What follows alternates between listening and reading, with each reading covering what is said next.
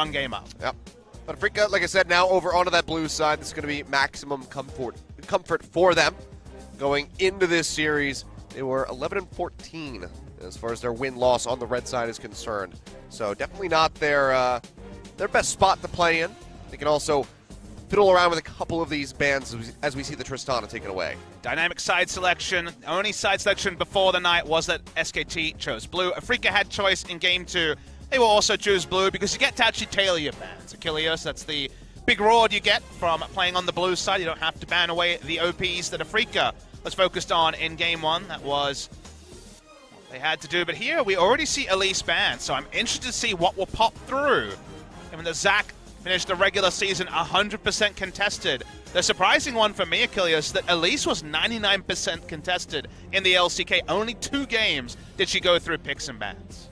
Very closely following the Zach, but already SKT are changing things up. The Elise and the Rakan have been banned. That forces the Zach ban on the blue side. Yeah, Rakan is a champion that Wolf shows no priority on, just a single game on the season, and it was a loss. The Alistar will be contested. The Thresh probably not contested by either. So they'll just ban away Rakan. Like you say, Afrika have to scramble a little bit. This means one of Kalista, I almost said some hybrid of Kalista and Caitlyn there, but Caitlyn and Kalista will be left open, and we will see Caitlyn left open for the first time in a long time.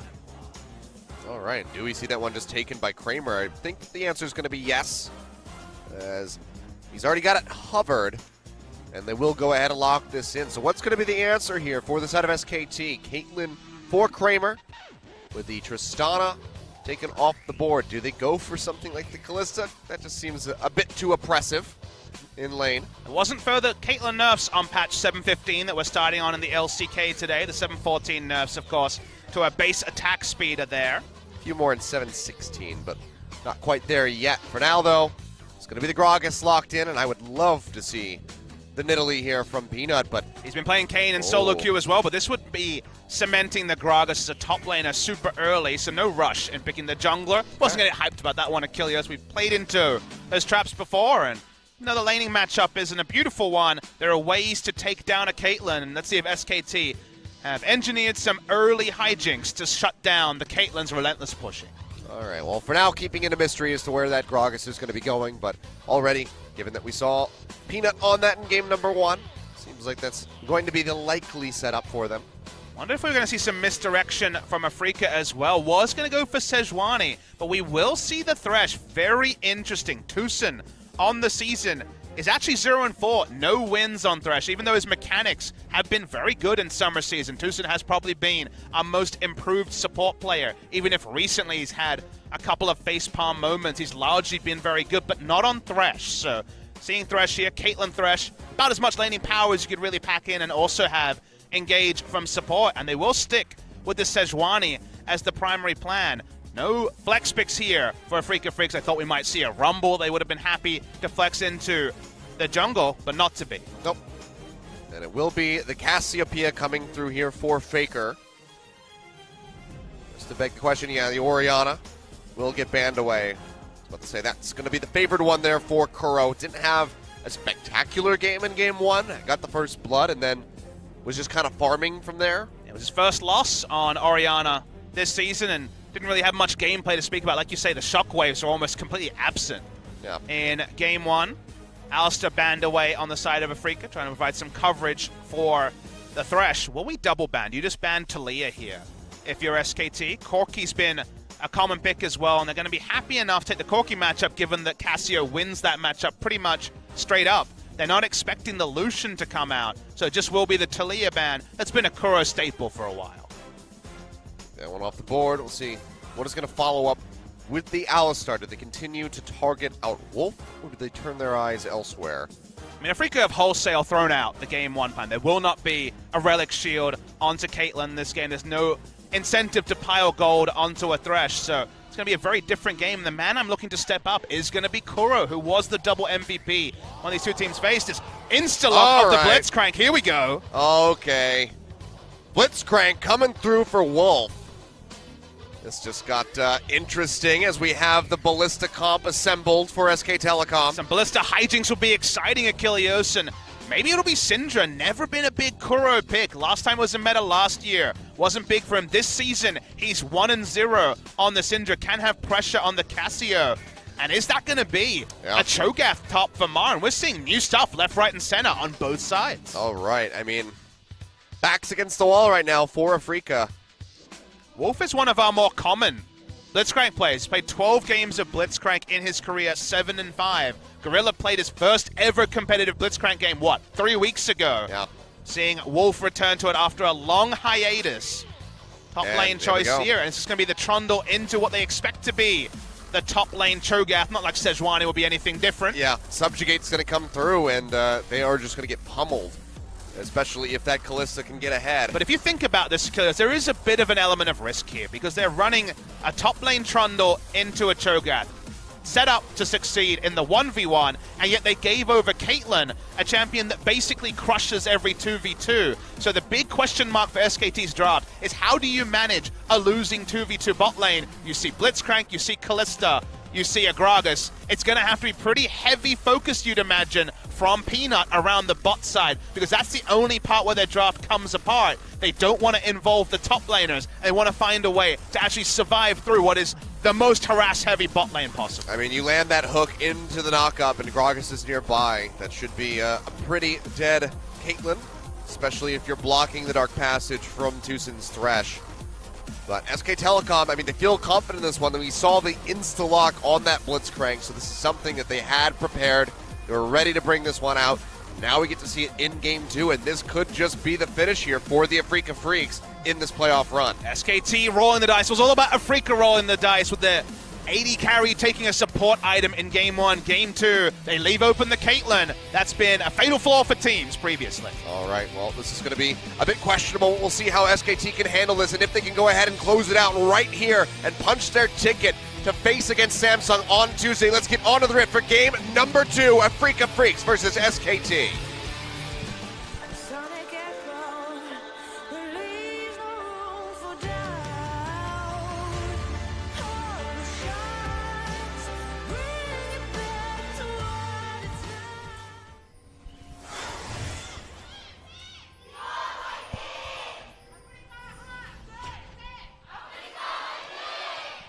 Afrika fans still hanging in there. They want to see that game number 3. Studio here was quite empty, you could see, as people were still coming in 15 minutes before Picks and Bans went live. But we are now completely full at the Sangam E Stadium, two of the most popular teams in Korea with all the legends on the side of Afrika. But that legendary status only really matters if they can push forward from here, and 5-man stack from SKT. Hunting from Marin, but they're not going to be able to find him. Instead, can get some wards thrown down around that top side of the jungle to at least keep track of Spirit for a little while. Both teams grouped as 5, so there's only going to be wards in a single quadrant. You have to invade somewhere, because there isn't much defensive vision to speak of. This could actually force vertical jungling, depending on where the wards go down. Rika trying to just re-invade to their red side. Let's see if this ends up with there being the vertical jungling, which would leave SKT strong on the top side and Afrika strong on the bot side, or whether the teams will just try to play with incomplete information. Oh, it's so disappointing. Spirit doesn't have a jungle item. That's a big, big problem. He doesn't have any items, except for he bought the he bought his ward. No. You get the ward when you leave the base, even if you don't buy it. So he forgot items. That's real bad. Oh, good thing he got a decent leash, but yeah, he's realizing that he made a mistake. So what happened here? The reason why this happened is that the moment he left the base and realized he didn't have a jungle item, he couldn't go back because they needed to be grouped as 5 to respect the Blitzcrank. Yeah. So he actually couldn't go back, and then he was only ever going to get a leash if he actually got the leash at the right time, around the 1:40. So the moment he made the first mistake, he was basically screwed. Took one camp, goes back, and he's going to be significant delayed against already a stronger skirmishing jungler in the Gragas. I love Ooze in the back room, and he's like, I should put Mowgli in. He loses experience as well, because you get experience from your jungle items. This is not a trivial thing. Yeah. There is catch-up experience that people have talked about quite a bit. It's bot lane, a little bit of harass goes onto Wolf. Takes a bit of damage, but able to trade back there onto Tusin with the Rend. Oh, Spirit. He's certainly had some moments recently that kind of beggar belief. We don't often see the double buff donations in the top lane, and now not having a jungle item. Tora will spot him out on the bot side, but Peanut, we mentioned the problems around bot lane. This is the one lane they were always going to gank. Popping over the wall, flash in, looks for the hook, can't quite find it onto Kramer, but tussen might be dead. The knock-up still coming through. Red Buff will slow him up the rend to come down, and one more hit would do it, but they hook him in, and Peanut, he's actually going to go down. First blood goes over to a free to Kramer finds it, now firing away. Looking for a kill in onto Bang, won't be able to get it. Oh, tussen. Dangerously close, but now Faker, he arrives. He's able to go ahead and scoop up the kill in onto the Thresh, but that got turned around on its head. Afrika come up with the first blood. So much action in the first roll there. Not going down was tussen. A Stry rune of armor or health may have been the difference. Able to hook Peanut into turret. We talked about the double buff donations. They go to Caitlyn, of all things. Afrika couldn't have wards. They had the missing call on the Cassiopeia, but she was already bot side. This time it was Faker making a visit bot lane. Last game it was Kuro. Madness in the early game, and it does shield Spirit for a couple of moments where the game was played around the Sejuani, who we already knew was behind, and he probably gets the biggest favor out of all that action happening, and his bot lane turning around what should have been first blood SKT. Absolute insanity already in the first 4 minutes of this game. If you just tried to describe to your friend what happened in Game 1 of this series in the first 5 minutes of Game 2, they wouldn't believe you, Achilles. It's been so much innovative stuff and just things going wrong. End result is still that SKT's in a comfortable spot, but Afrika have the early gold lead, largely from the first blood. Well, alrighty. Things are going to calm down now, as Peanut does get spotted out there by that ward, and that one as well. We'll be able to clear it, however. First purchase now comes in for Kramer. With the first blood, gets a very early Berserk Agree. It's been a core first item for Caitlyn for a long time to take advantage of the trading patterns, get that extra auto attack and potentially headshot in with the trades that she always wins thanks to her oppressive range. Gonna have to be more careful, however, because without that flash, won't be able to get away from those hooks as easily. 90 caliber net, not exactly the thing you want to be relying on to get yourself out of range. In the meantime, Antara was very aggressively up against Marin here. Gets quite a bit of damage in. As I can tell from records, Marin's first ever game on Cho'Gath. He's always been famous for having a very small, effective champion pool. The Sandra back in the meta, absolutely a Marin champion, but the Cho'Gath, a new one for him unless he played in China. Hook onto Kramer. Kramer. It right around, but the Dark Passage is there. Bang can still get the Ren damage through. Nice little juke out there by Wolf. And the land on the hook. Something new for Marin, who's been debuting a few new ones recently. Gilios versus Trundle in Korea, showing us some new stuff recently. But Cho'Gath, strong wave clear, safe farming, was nerfed on patch 7.15, so doesn't have quite the same percentage HP damage or base damage on his Vorpal Spikes, but just looking to do pretty standard Cho'Gath things and be a frontline for the Caitlyn in the later game. It's going to be difficult given the subjugate, especially if Faker can get rolling with his Cassiopeia. Will rip right through the Cho'Gath, no matter how tanky. Can confirm first ever career game of Cho'Gath for Marin, so something new there as well. What a time to debut it. Well, he's never played Cho'Gath, he's never played Jace before today, and got one of them. Definitely can't complain too much about the innovation being shown. I want to see the Marin Jace now. Let's go to game 3. Hey, I don't think anyone would argue with another game. SKT fans would probably prefer not, but we want to see as many games as possible when we only have a best of 3 to play with. No one will ever know to ban it away from him. It's the secret weapon. He plays it in solo queue, but his win rate there isn't even that good, so people just aren't worried about the Marin Jace. Kuro is probably the Jace player on this team.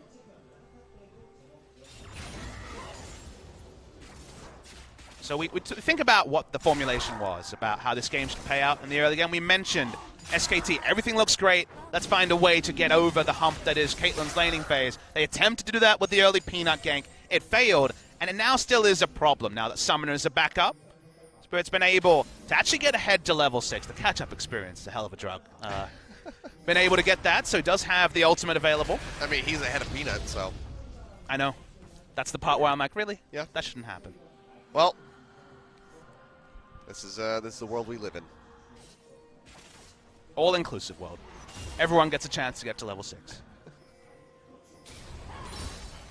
Kuro will be happy that he hasn't had to use his summoners in mid lane at all. Just happy to have an extended laning phase, and Not many people can extend a CS advantage over Syndra, over a Cassiopeia, or over Faker in particular. Matchup's just fine for Syndra early without that jungle intervention. Peanut being dived, that's a nice hook.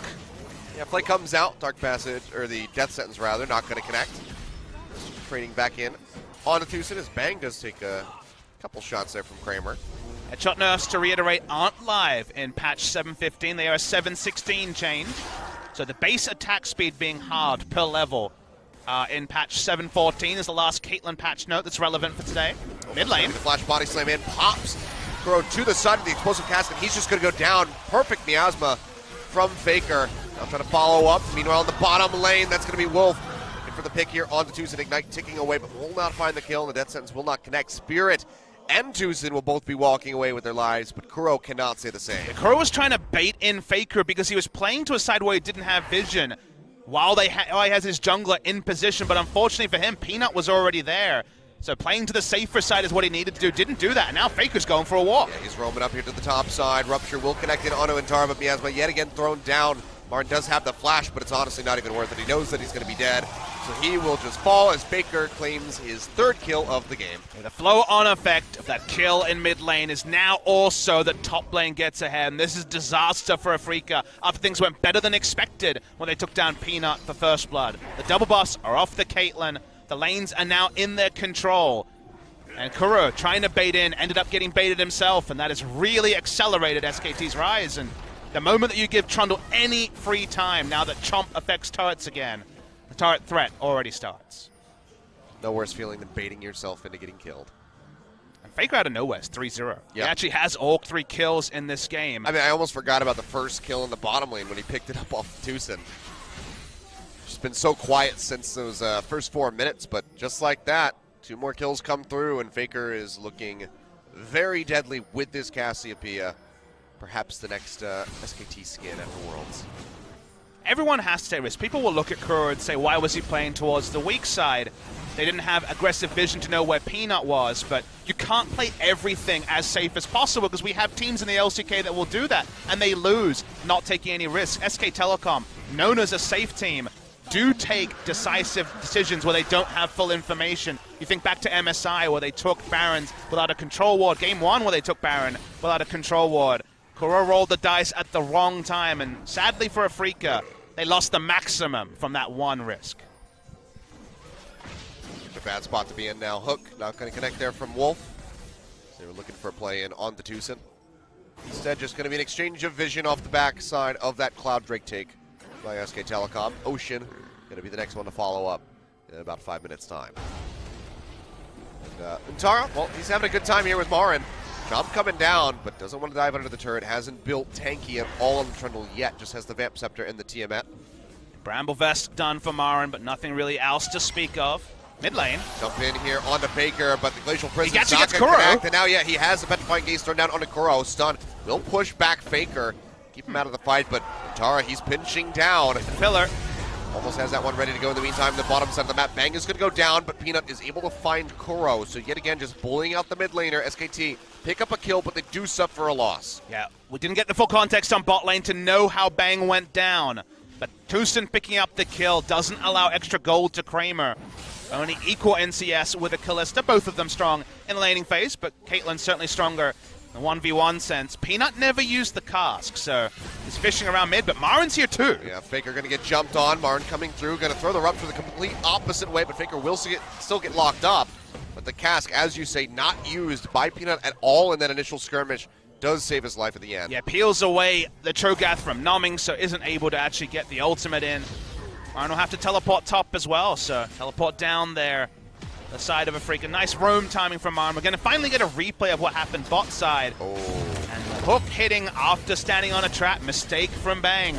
Open that up. Straight into another one as well. Zoned out for a moment, but it was a mistake from Bang that led to it. With all the action happening in mid lane, we missed out on that. So, yeah, I mean, don't clear traps if you're an ADC, I guess is the moral of that story. Let the Blitzcrank do it. Clearing traps is what Bang says if they win the game, as kind of a tongue-in-cheek moment. That was just a bit of a face plant from side of Bang. I would love, if they do win this this series, I would love to hear about Faker's teleports and Bang stepping on the trap. Well, I'd like to tell you a different story, and that's about what Faker has done with his item build. He's gone for an Abyssal Mask Rush. It's the first time we've seen it in Korea. Happens in other regions, the LCS regions, but we haven't seen it in Korea. The reason why he does it in this particular game is it's a snowball defensive item. He has it super fast because he already has 3 kills in the early game. And really the only way they lose out, given that they have such top lane control, with Trundle just being able to split push in the face of a Cho'Gath with no cost whatsoever, is that Afrika's way to win is to stun lock the Cassiopeia in the mid lane and try to kill Faker multiple times. If you rush Abyssal Marks, that is so much harder to do with all the health and magic resist, and the damage fall off at 6 items is not there at 1 item, so he's perfectly happy with just a rushed Abyssal Marks. Oh, they're going for the play in underneath the turret. Dark Passage to draw in Spirit, but Bang is already out of harm's way, has the Fate's Call, draws in Wolf, maybe looking for the re-engage, throws him to the side, the hook comes down, connects it onto Tucson, and he gets annihilated. Unleashed Power, but that one said Sejuani will come up with a kill for Spirit as Bang goes down yet again. In the meantime, going to be a bit of a scuffle here in the top lane, but Antara has that Blast Cone to go ahead and take himself over the wall. Single-digit HP, I'm pretty sure, but he does walk away in the end. If we're able to take the turret in all of this, though, as the turret went on top, and actually missed who picked up the first brick, but end result was that if we could get the push in and clear some wards around the Ocean Drake, Caitlyn freed from the laning phase as well. Faker reacted, but wasn't able to get there fast enough. Doesn't have Ghost because he took the cleanses. Peanut. Explosive Cast not going to connect, and well, that's a lot of damage down onto Peanut, so they have to go ahead and peel back as that stun comes through. So unable to answer for the Scuttle Crab and for the death of their comrade in the bottom lane.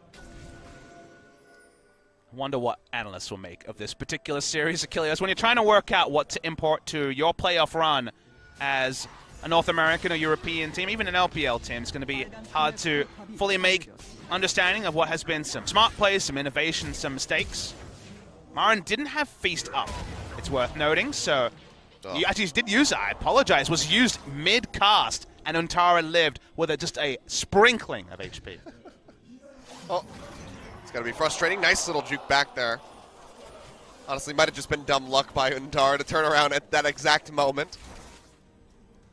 Overstaying with low HP, but isn't taken down. Pushing the boundaries of what you can do when you rush just into the Ravenous Hydra. Very risky build path against a Cho'Gath. You might be priced into a Drum's Fist to get a bit of extra HP and not to be burst down by the Cho. But Cho himself hasn't gone for HP, so not the maximum damage Feast that we've seen before. Play going to come through here onto Marin. We'll see if he can stay alive. He's trying to clear out the wave very rapidly, but Antara has arrived. Subjugate thrown down, and Marin is not long for this world. So the team is coming through to try to support him, or at least hold on to the turret.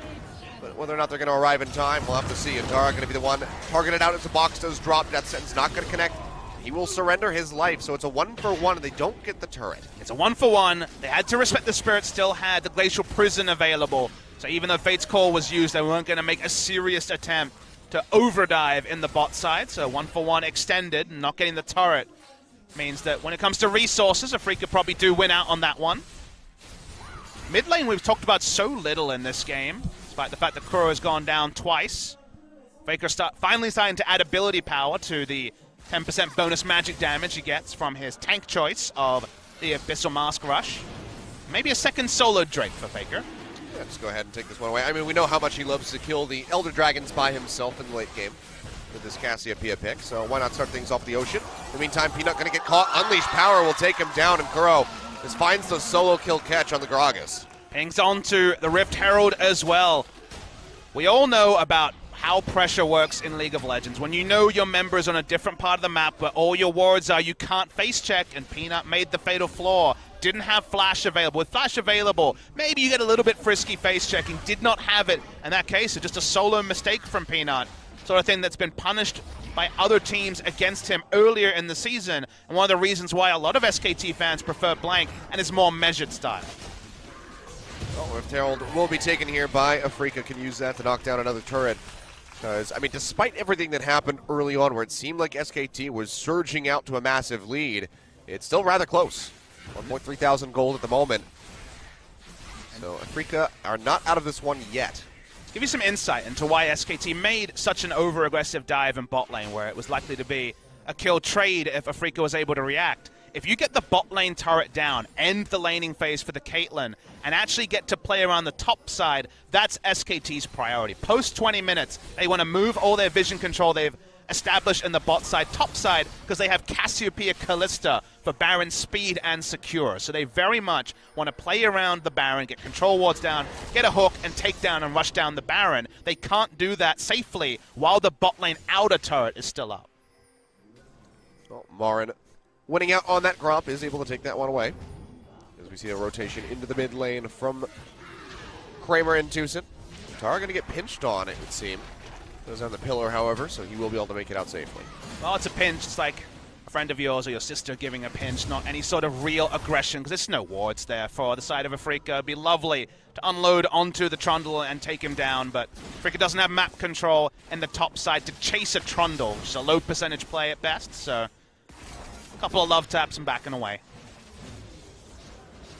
Yet again, just going to slow down the action. Move back over to farming.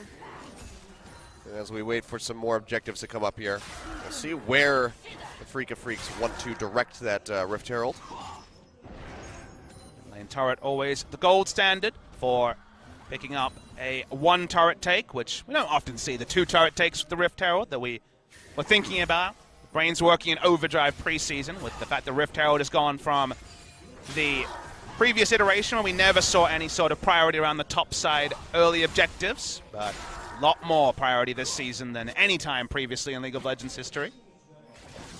Afrika actually making a very aggressive move. They put down a couple of wards. Just try to pilot this Caitlyn into an inner turret take. Yeah, they have the trap line thrown down, so getting up into the face of that Caitlyn and trying to deny her that damage onto the turret is very difficult. Lane assignment's good for SKT because Marin stacked armor and has basically no magic resist, but Cassiopeia has to back away the moment that Kuro leaves lane. He's got a null magic mantle. Okay. A lot of respect for Tucson. That's a word for it. Okay. Well, that was Bang, just feeling the pressure. Not exactly spotting where the death sentence was going to go. Forces out the flash, so. When is Marin going to put down this Rift Herald that he's had in his inventory quite a long time? He doesn't really want to use it in top side, but he recalls. Might have to put it pretty shallow. I'm not actually sure how much longer the Rift Herald is going to be available for him. I think it was those 2 kills that Bang has suffered in the bottom lane and kind of got him, shaken up a little bit. It's always weird because obviously, with full hindsight, the hook was going to miss, so why would you flash, lol, Bang? You understand that, but when you're already winning, where your AD carry getting picked could lead to Cho'Gath nomming on a Baron or something like that, safety first is what the line he chose, and he looks silly for it, but you kind of understand with where the series is at why he did it. Well, no, second turret here for Freak of Freaks will be claimed in the mid lane. Nicely done by them, and they just keep things within about 1,000 gold.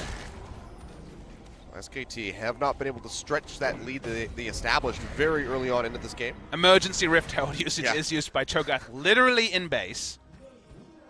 Has to walk all the way up the lane. What a jerk. Didn't give it a lift.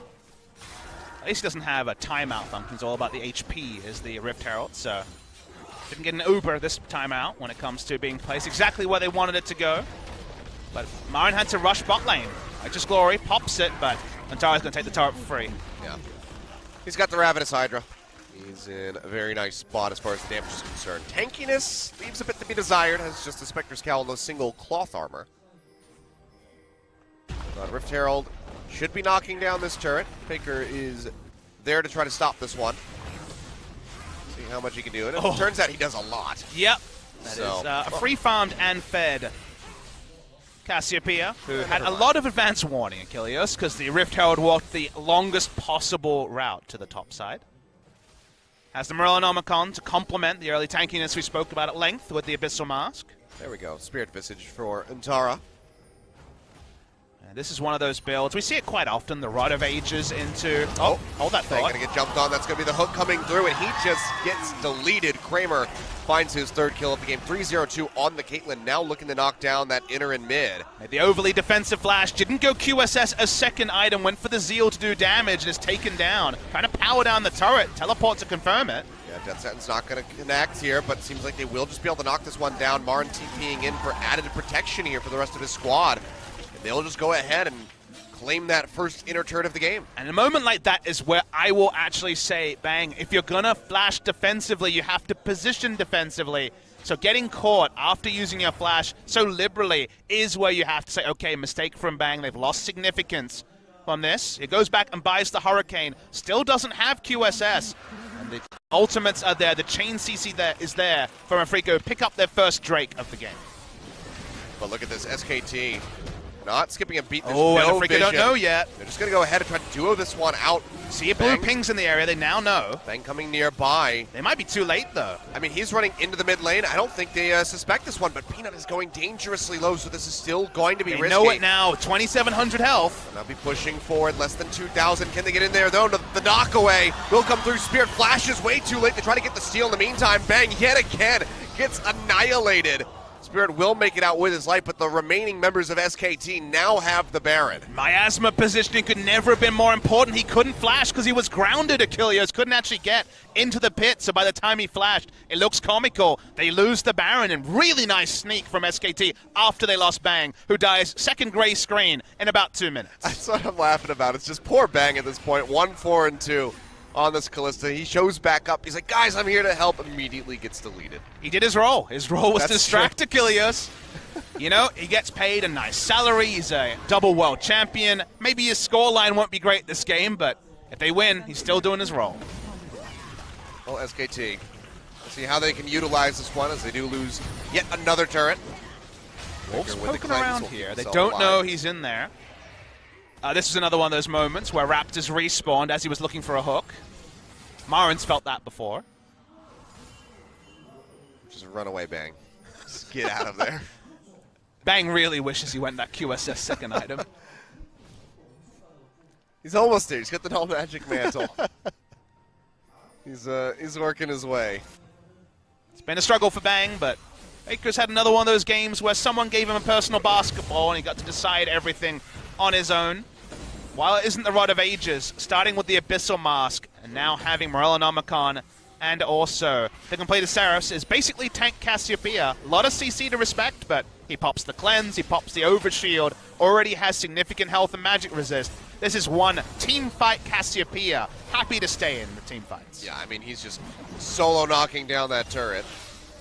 It's dangerously low, and because of that pressure, draws them over. Hook coming down, connects in onto Spirit, and the Rend will not find the kill. It's actually going to be Wolf that comes up with it, so Bang really just can't catch a break.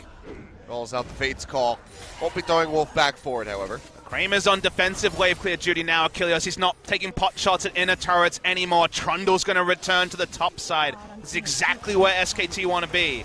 Baker doesn't have ghosts, so he does have to poke around and get the Qs in. Still going to be the Righteous Glory, but the Petrifying Gaze comes down into the Death Sentence, and Baker should be falling. It's a massive shield coming through from the Seraphs, but he will fall in the end. Meanwhile, At is the sub-story, though. Trundle will just take the turret in top side, so Baker goes down, ruins his KDA, but they still get the objective trade up to SK Telecom T1. I mean, for every turret, a sacrifice, apparently, here.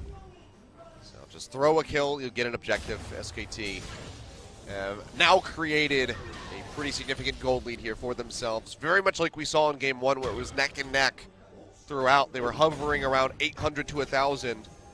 Now going to be 3.3 ahead. So still not the position they'd like to be in. They want that number to be much larger, but they've finally been able to put these turrets onto the board. The difference from Game 1 is that the gold lead was all in the Janna in Game 1, where it's a much more balanced gold distribution here. That is For true. Afrika, they may be behind in gold, but they don't have one member really warping the statistic like Janna was in Game 1. Kramer has 3 items. Kramer is very, very powerful single target at the moment on the Caitlyn, but doesn't mean much when SKT just want to run them around the map. They're not rushing for team fights. They already got the Baron. That's off the map. Put Trundle on the top side. Let's try to play 4v4. Blue buff looking to get taken away here. Sticker fires over the wall.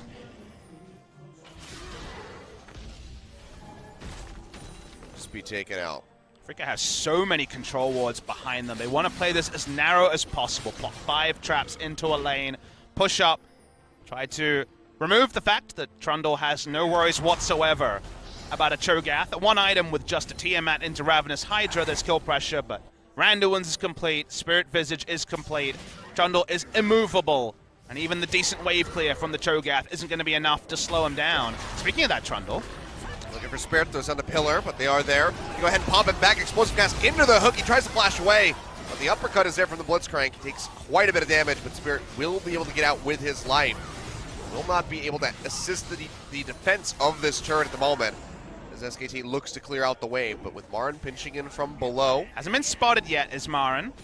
They will have to go ahead and start to peel back. They know that he's missing, so they know that he's somewhere in this vicinity. Yeah, last known movements certainly available, but not exact positioning. Hook attempted onto the red buff, but is stolen away by the Syndra W. Nicely timed there by Kuro. Snatches that one up. So SKT not going to be able to break that turret in the mid lane. Does delay them just a little bit here. Africa want to find a way to recreate tempo. They lost all the control wards they were defending a moment ago when SKT pushed up. Need to shop and get them down again, because no longer can they just have Caitlyn trade up in turrets across the map. Baron respawning in a minute 45. Drake in just about 15 seconds. But they desperately need as much advanced information on the positioning of Wolf especially, and hell, even a teleport ward for the Trundle pillar. And right now, Africa doesn't have that information. Playing into the river right now is Africa. Vision now going to start pushing forward. Minion wave here to block out the death sentences. Hook comes through. They find Marin, but is that the target that they wanted? It seems like the answer is going to be yes, because he's completely locked up in the Ren. Will help take him down yet again as Antara finds the killing blow. Spirit, without his flash, will die as Bang finally finds the kill for himself. And with those two openings, SKT can just push straight down the mid lane. And when you have a Cassiopeia this big, you can fight front to back as if you have a Caitlyn. Doesn't matter that it's the Kalista, because they're happy to take down the closest target. And consider what Thresh, Syndra, and Caitlyn did while they watched Sejuani and Cho'Gath's health bars disappear. They could do nothing because their front line wasn't actually fighting in range of them. Blitzcrank is removing them from actually being in a position of peel or engage for their carries. Carries do nothing. Carries from SKT are tanky enough and advanced enough with no threat on them to take down the front two members. It's going to be another Drake for free, more map control for free, and Africa, their slim chances of advancing are almost extinguished. Not looking good for these guys. Gold lead growing even larger for SK Telecom. Now a third Drake added to the mix, second Cloud Drake for them as we go ahead and get a replay of this. So how these fights are supposed to work is that Marin and Sejuani with their large models and CC are putting some threat onto Cassiopeia and Kalista. It starts off with Sejuani doing a bit of damage, but Cho'Gath literally dies for free. The carries, they're not even on the screen. OGN can't fit them on the screen without some zoom hacks because they don't have any ability to warp forward, the Syndra and the Caitlyn especially. And it could have been a zero-item Caitlyn and it would have been the same fight, sadly, Achilles, because there was no space for Kramer to do damage. Well, fortunately for Africa, the slight reprieve is that the Baron was not available off the back of that fight, so now they have a chance to go ahead and try to defend this, as they already have vision control over the area. That's going to go ahead and gets jumped on by Spirit, who has to hightail it out of there with the Dark Passage. You gotta love this new comp that we're seeing. The Blitzcrank and Trundle synergy is so weird because you hook someone, put a pillar behind the hook, and then you're denying most chokes from actually being able to defend even a tanky member. Because the Trundle pillar lasts so damn long, Achilles, that you're even going to kill a super tank like a Cho'Gath or a Sejuani. Starting this one up, SKT are nearby. Faker in the top lane. Get called in at a moment's notice as the wards go over the wall. Control ward will deny the vision, but it does draw enough pressure to stop that Baron from being taken, so Africa just have to go ahead and split. Running in different directions while Faker, I continue the analogy, he's playing his own game of basketball, playing single-player League of Legends. Remember him doing this 2 years ago when I joined the LCK on Victor, taking over games. He's doing it now on the Cassiopeia. Look at what Africa's vision is. They have no information. This is against a Blitzcrank comp. Hook goes wide, but the next one's likely to hit. Do go ahead and have to give up this position as the wave is being pushed in to the mid side here by Africa Freaks. They can't go much further than this near that tier 1 turret. They have or just, SK Telecom. This got no information. You know, the waves aren't really giving them information. Bot lane is equalized. The top lane pushing heavily into them. Goro wants to steal the blue, but he can't. He doesn't have the ability to go in that far. And SKT, they can rush down mid. They can reform around the Baron. SKT have a wealth of options. And it's just a matter of both of these teams going fishing at the moment. One team's a lot better at fishing. Blitzcrank is the ultimate fisherman. Fizz, apologies. It's all about the Blitzcrank. Yeah, man. When Thresh fishes, he kind of has to like dive into the water in the end to actually get the fish. Trying to rush down Baron, but the hook comes in on Sejuani. Lands in on a Spirit Fate call, is drawn out. They're going to be looking for the catch here on the Tucson, who does go low, drops the box. The Glacial Prison will not really connect. Tucson's still alive, but bang. Right at the last second there with the Pierce will take him down. And now SKT say, screw it, we'll just go straight in for this inhib turret in the top lane. Yeah, they got a pick that allowed them to ride into a massive minion wave, and Afrika can't get there fast enough. Faker trying to cut them off, throws down the miasma to slow them up, and you can see already the Twin Fangs just chunking through that Cho'Gath. No matter how tanky he is, Faker has that much more damage now, looking for the pick. Gonna go wide as they dodge out onto these traps, but that will be the inhibitor line being broken 33.5 minutes by SK Telecom. First inhibitor of the game, not 3 like we saw around this time in game 1, but somehow it's been so much more comfortable for SKT. Minion wave for Afrika will push in and likely get this inner turret that Caitlyn worked over earlier, but they go back, multiple members, around 2,000 gold to spend. And Afrika return to the same problem where, you know, they're pretty confident that the enemy recalled. They're not 100% confident how many members did. And they have so little tempo on the map or wards that all they really can do is say, SKT, come to us, because we don't know where you are. They're going to be looking to start this one up. Natar's in the bottom lane, has the TP. He's going to pop it immediately as they try to arrive. Baron going low, halfway dead.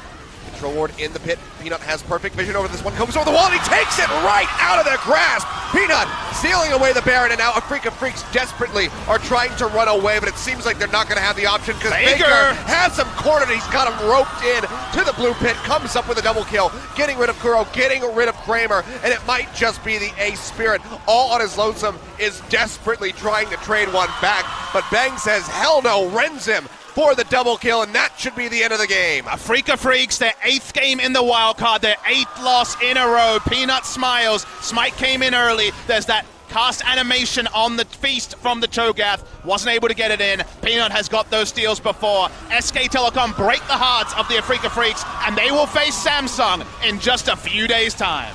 A lot of preparation to be done for that matchup, but for now, SK Telecom can revel and bask in this victory for themselves, taking down Afrika Freaks, their biggest rival in 2017, possibly close to all-time given the record by Afrika. But they come up with the victory, they advance past the wild card, they are into the full-blown playoffs now. And now you have to deal with best of 5 SK Telecom T1. Not even the best of 3. Their lowest finish ever in LCK history was this 4th spot. Even their famous spring season last year was 3rd and allowed them to begin in the best of 5 phase. They jump into the best of 3, and in game 2 especially, the firing squad was enabled. Afrika had nowhere to go. They said, well, we don't know where the enemy is. We'll bring them to Baron. They had the Cho'Gath for the secure, but even that messed up Achilleosin. Honestly, when I saw Peanut behind, I didn't need to know what champions Afrika had. It just made so much sense that, of course, Peanut would pick up another Baron steal, and then Faker could flash in if we get a replay and just be the one-man firing. So we'll see the replay. The smite is early, but the smite comes in at 2100 HP, and Peanut just happily secures it. Beast never went off from the Cho'Gath, but watch Faker. This is the true firing squad moment. They felt bad when they lost out on the Baron, but this is Faker epically fed in the backline, ripping apart Syndra and Caitlyn.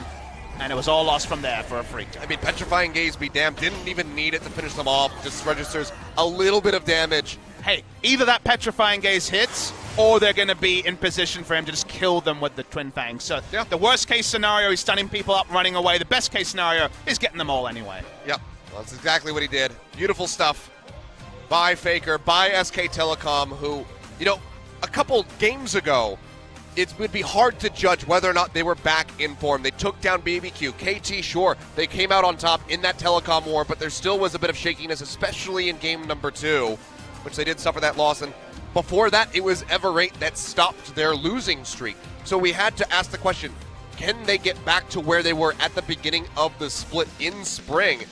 And this series seems to say yes. We couldn't have known, right, Achilles? Especially after the wins over Everate and Rocks. I know I was saying, let's see, they're playing KT next week. The way they played against KT emulated what they were playing against the weaker team, and they did look strong in their victories there. So that was the first thing I think SKT is back. You're right, though. Today is really much more confirmation. Africa, they really went the roll the dice method of trying things in Game 1. It didn't work. Game 2 was a lot more conventional, and SKT thrive in conventional as well. And now it feels like SKT have earned their high expectations from the past. It feels like we can talk about the nebulous SK Telecom T1 and not just the team that we've seen perform in the last couple of weeks. MVP could certainly have been Faker, who had a wonderful game. Yeah. Peanut got the Baron steal. Peanut was very consistent over the course of this series, and he'll pick up the Game 2 MVP. Very nicely done by him. So our second MVP of the playoffs so far. Got things started very early. I mean, that was just great coordination between those two. The Miasma directly on top of the Syndra. And his Gragas been excellent today. His Zac also notable in previous series. You're right, Peanut had a great series. It still goes through the Echo. He's not willing to go Cinderhulk Gragas. Cinderhulk is a bit of a dirty word for him, even if the Zac worked out. SK Telecom around Peanut played a smart game, and Spirit started off this one off with a bit of a nightmare, not picking up a jungle item. Didn't end up being punished for it because they got the hook onto Peanut that we decided to not show in his MVP. So picking up an MVP after giving double buffs to a Caitlyn, somehow that worked out for the side of SKT and Peanut. But the team fighting phase, where they had the ability to hook someone, Trundle Pillar, and also cask the rest of the team away. There's so many items on the Caitlyn, but so little impact in the fights because of it. I mean, there was a couple botches here from Peanut. The face check getting absolutely annihilated. You already mentioned the hook in the bottom lane, so there was some roughness. But it's those clutch moments that matter the most here for SK Telecom, for Peanut, and that's when they always deliver. Hey, if I made the decisions, Game 1 MVP would have been Peanut, Game 2 would have been Faker, but the consensus went a different way. Peanut had a great series, even if I don't think he was the best player or best performer in Game 2. But what we can say is that the Africa Freaks are now eliminated, and SK Telecom are definitely going through. Winning the MVP is a nice little, topping on the cake, but the cake is the victory, and that's what SK Telecom wants to celebrate. That's what they really wanted when they entered here today. So they come up with the win 2-0. And, we get to hear from the entire team anyway, so it doesn't matter if you're the MVP. I believe we have everybody on the stage, so we're going to go ahead and throw it over to Joel for the translation. Thank you very much, guys. This is Joel with your interview translations. We're here with SK Telecom, who picks up a win in this wildcard event against Africa Freaks, and we're going to be hearing for the entire team, the 5 members who have played today, regarding the games today. So we're going to have an interview with the entire team.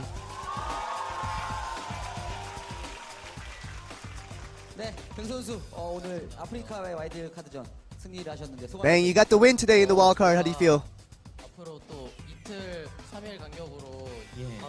We do have a game coming out right after 3 days. So I think all we're focusing is about the next game that's coming up. It's definitely your first wildcard game ever in your career. Did it feel different coming into this series? It definitely, I do have a different mindset coming into this one. Yeah, in spring we were actually in first place, waiting for all the other teams to really contend with each other to decide who will be facing us in the finals, but it's really the complete opposite. So it's a very interesting event that we get to be in this position. So a lot of pressure is being put on us with our position here. We did get the MVP for Game 1. How did you feel throughout playing that Game 1?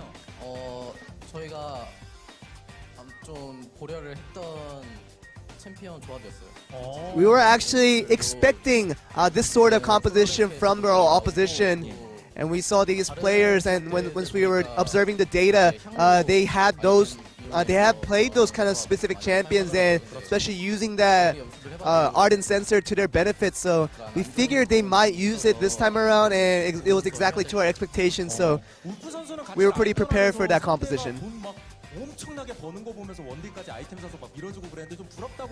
And Wolf, weren't you jealous that even the ADC was giving the support the gold that she needed?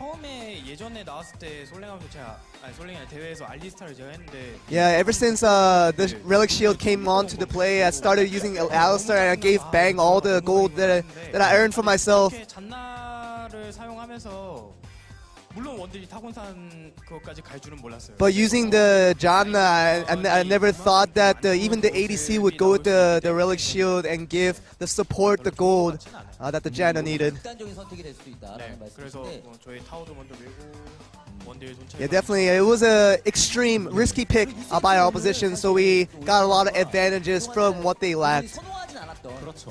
블리츠 클랭크를 빠르게 칼피 And it seemed like you weren't a big fan of Blitzcrank, but you ended up with that pick in game 2. How did you end up with that? 준비는 했는데 준비 과정에서 정말 좋게 나왔었는데 Yeah, we prepared that pick, and during our preparation, the results were great. 느낌이라서 But it's just a champion that I don't like personally, so I try not to use it. But 그러니까 처음 딱 갱을 했을 때가 있잖아요. 저는 그래서 상대가 일직선으로 이렇게 두 명 서 있길래 yeah, it was a situation where you're talking about the gank was that first gank. I just positioned myself on the sidelines, and that gave a clear path for me to use my skills. 잘해서 윗무비를 잘했더라고요.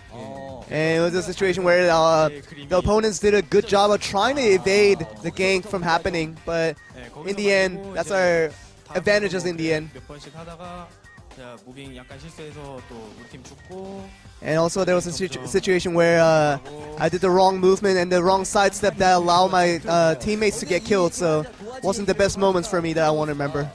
크게 웃는 모습이 방금 있었는데 And there was a situation where we saw you kind of laughing, just laughing really and smiling, a big smile, and we see you in the top of the solo queue ladder right now. 처음에 좀 죽고 나서 좀 분위기 안 좋아 보여가지고 첫갱그 쌍버프 Yeah, after losing out on that first gank, these guys must have been feeling pretty bad about the situation, but so they were having a hard time, but it was at the same time, it was kind of funny looking at that situation. 오늘은 좀 발언권이 센데요? 아무래도 솔랭 1위 하다 보니까 좀 코치님이 Yeah, but I think after getting first place in solo queue, my coach has been definitely on the bias, on the positive bias for me. 부수를 잡았는데 감독님이 뭔가 우타라 선수에 계속 주문을 좀 하시는 게 있더라고요. 어떤 And it just seemed like the coaching staff was really giving you a lot of orders in the booth. 해주시고 그냥 더 잘해라. Yeah, it was just very generic comments of telling me to get better and just trying to work hard as I can. 보니까 또 그렇죠. 운타라 선수는 이런 큰 무대가 어떻게 보면 처음이신 걸로 알고 있는데. And Untara, it's probably one of your first experiences of the playoffs, but how was it different from the other games? 마음가짐 일단 정규 시즌이라 생각하고 했고 Yeah, I really tried to make myself think that this was just another regular season game. 분위기 업되지 않고 그냥 스크립트 And I tried to not overreact, but act like this was just a scrims that I can play exactly the same way, and that would get me the best results. 업되지도 않고 뭐 다운되지도 않고 옆에 또 피너 선수가 아까부터 박수를 또 한 번씩 박수까지 막 치면서 And we saw Yupina giving a round of applause as Untara was speaking. 사람이 참 쉽게 변하는구나라고 생각. Yeah, I was just kind of surprised how a person can change so quickly after getting first place in solo queue. 만만해서 근데 이 모습이 더 좋은 것 같아요. But definitely, we like to see Untara a little more overconfident than not. 플레이를 하셨고 또 2세트에는 MVP를 And he did garner that MVP in the second set. 나왔는데 같은 팀원들이 되게 인정할 수 없다라는 And it just seemed like the teammates were looking at you as if you didn't deserve that MVP. 카시가 받을 줄 알았거든요. We all thought that the Cassiopeia would have gotten that MVP. 너무 큰 실수라 마음이 너무 아팠는데 제가 And there was a situation where there was a big mistake, and I feel really bad for that play. But 상혁이 형이 so I felt like if I didn't get it, it would have been definitely Faker who would have gotten that MVP. There you go, Faker shaking his head on the side. 이 세트는 저는 만약에 지면은 바로 이제 이제 바로 이제 무릎을 꿇고 Yeah, if I had lost the second game, I would have knelt down on my knees and apologized to my teammates. But I'm really glad that we actually got the win there. 2세트에 또 스틸을 했잖아요. And you did get a steal in the Baron on the second set. 이게 스틸을 계속 하니까 아무래도 이제 좀 상대팀 선수들이 압박을 받는 것 같아요. Yeah, I think with me getting more instances where I did steal the Barons, I think the opposition junglers are feeling the pressure when they play against me, and they always can't have a second mindset of playing against me when trying to go for the Barons. 네, 이거는 솔직히 못 뺏는 게 맞는데 And yeah, this was a situation where by default I shouldn't have gotten that steal. But it was a little bit of luck mixed in with a little mistakes from the opponents. 실수를 해야 뺏는 상황이라. Yeah, it's always with Baron steals is that you have to rely on the opponent's mistake to really secure a steal. 좀 잘하는 것 같긴 합니다. 게임 구도에 대해서 좀 어떻게 생각하셨어요? How do you think about how the game went overall from the beginning to the end? 플레이 자체가 매우 좋았던 것 같은데.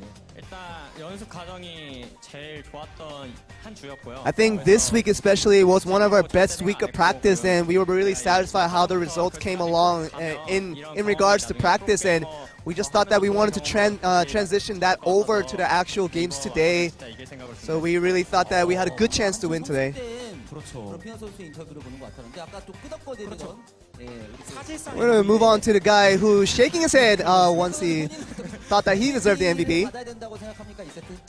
뭐 사실상 MVP라고 하셨는데 못 받아서 기분이 썩. You said someone who deserved the MVP should get the MVP, but I didn't get it, so I'm confused. 잘했으니까 그런 것 같은데.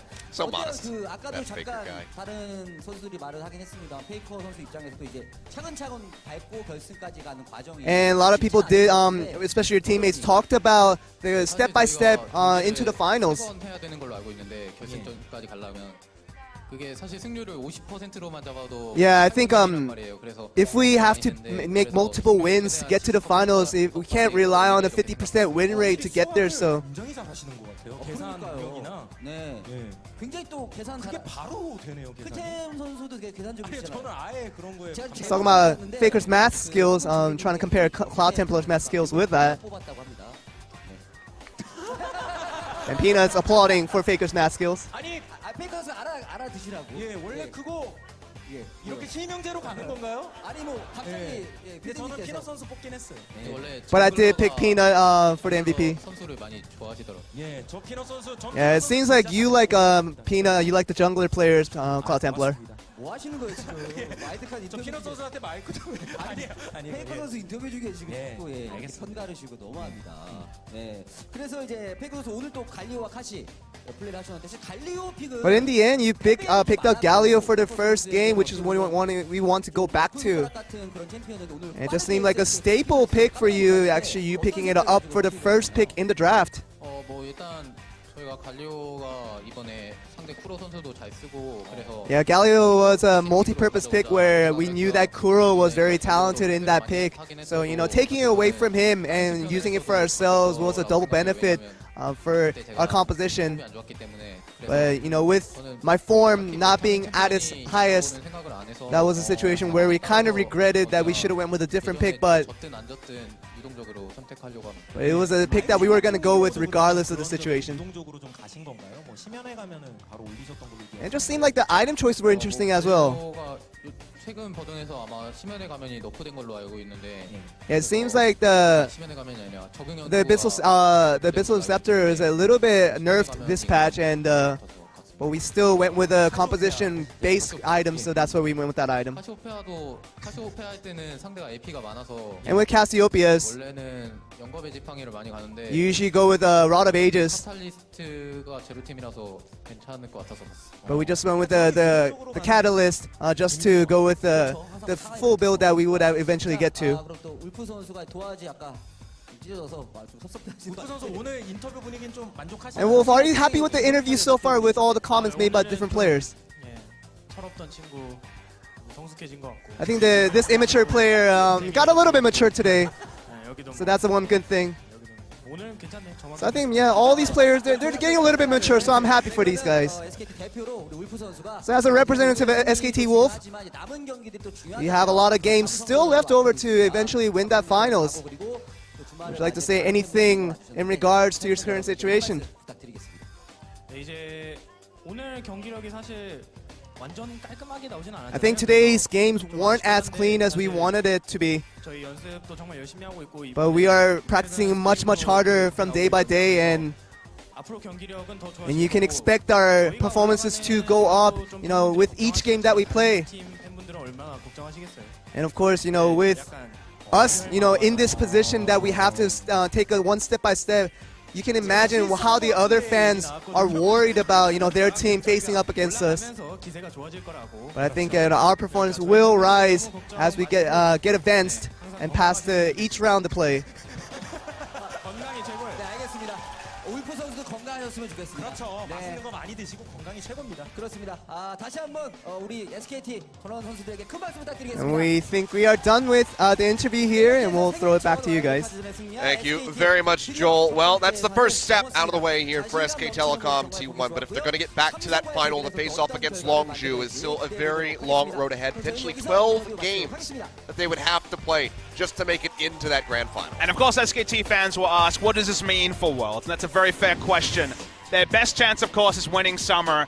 What they want to do is finish higher than KT Rolster. If KT Rolster make it to the grand final and lose, they will win on circuit points and Longju will be champions and go. SKT will have to play in the regional qualifier. For SK Telecom right now, they're at a guaranteed 130 points, but KT Rolster already have 140, and there's a bias towards how many points you get in Summer where the circuit points are higher. So SKT need to beat Samsung, and then things get oh so interesting because the Telecom War semi-final, it's probably going to happen. Yeah, it's sounded pretty exciting to me. Papa Smithy had one last year. Maybe we have one again here in 2017 summer. But Samsung have had their number, 2 zeros last time that they had faced off. But Samsung has also been one of those teams that's been a little bit out of form as of late. Samsung versus SKT will be brought to you at the Gangnam Stadium by Crumbs and Valdez on Tuesday, guys. Usual time of 5 p.m. on Tuesday. So the best of fives just a couple of days away. And we'll be back on Saturday. You and I, of course, Achilles, for KT Rolster versus the winner. Freaka Freaks, this ends their hunt for the playoffs. They once again losing the wild card. 4 seasons in a row of 5th spot has been the reality for Afrika. If you're an Afrika fan, you're in the Worlds qualifiers, basically there. You will not be going to Worlds unless you can run the gauntlet. They'll be starting around the middle. They'll be higher than MVP, but we'll still have to win a best of 5 and then probably have to face SKT, Longju, Samsung Galaxy, or KT Rolster. One of those will get pushed out. Yeah, but this the sad theme continues for the Afrika Freaks. Still have not picked up a game in the playoffs. Well, at least they have a goal now, Achilles. They got to finish 3rd. 3rd or higher. 4th and 5th is really not working out for Afrika Freaks. I think it's just, well, not only that, but also just win a game in the playoffs. Finally, just do it. But, well, we'll have to see if they're able to do that in the regional qualifier. We'll see what happens. But, again, games on Tuesday. Go check those out. It's going to be an excellent series. And Pop and I will be back on Saturday for the KT potentially versus SKT matchup. We'll see what happens. We'll see you in a week.